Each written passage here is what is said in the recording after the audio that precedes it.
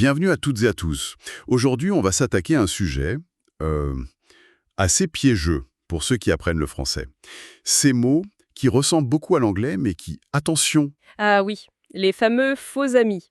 C'est une source constante de quiproquos, parfois amusant, c'est vrai, mais souvent un peu frustrant aussi. exactement. Donc l'idée, c'est d'en explorer quelques-uns, parmi les plus courants, en se basant sur nos notes, et de comprendre pourquoi c'est si important de bien les différencier. Tout à fait. C'est essentiel pour la clarté, pour la communication. Alors, par où on commence? Eh bien, un grand classique. Actuellement. Alors en français, c'est simple, hein, ça veut dire maintenant, en ce moment, comme si je disais actuellement, on enregistre. Voilà. Et le piège, évidemment, c'est le mot anglais actually, qui lui veut dire en fait, à vrai dire, Ah oui, rien à voir. Utiliser l'un pour l'autre, ça change tout le sens. complètement. Ça montre bien que la ressemblance, elle est juste, à la surface, quoi. Un autre exemple, très fréquent, surtout quand on voyage, librairie. On pense tout de suite à library. Mais oui, Mais non. La librairie en français, c'est le magasin, là où on va pour acheter des livres. c'est ça. Je vais à la librairie m'acheter le dernier roman d'eux, par exemple. Exactement.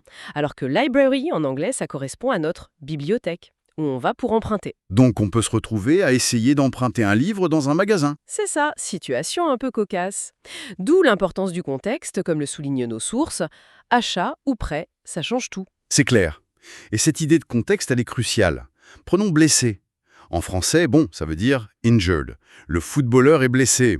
Oui, mais ça sonne très proche de l'anglais blessed, qui veut dire béni. Ah oui, alors la confusion est énorme. Imaginez dire je me sens blessé ce matin en voulant dire I feel blessed. L'effet n'est pas vraiment le même.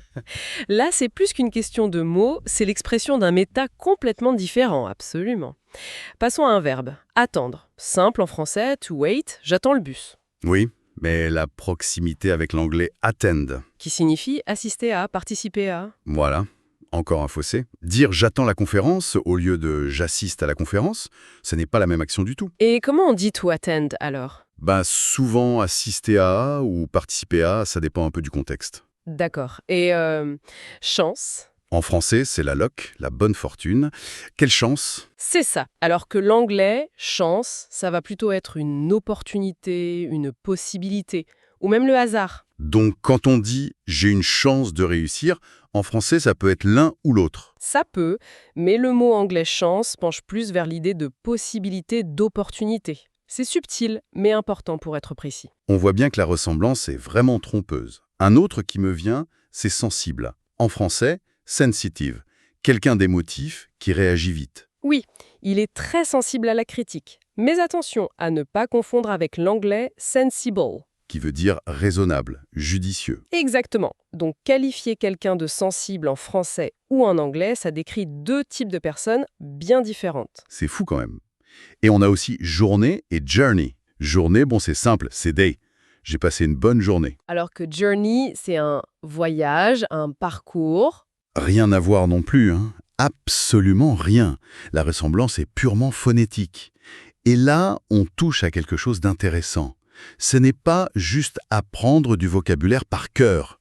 C'est plus profond. Oui, comprendre ses faux amis, c'est aussi un peu comprendre comment chaque langue découpe la réalité, comment elle voit le monde un peu différemment. C'est une super remarque, ça.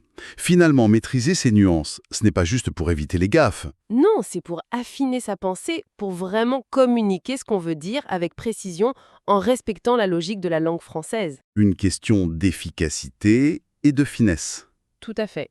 Détecter un potentiel faux ami, ça devrait devenir un réflexe qui nous pousse à vérifier.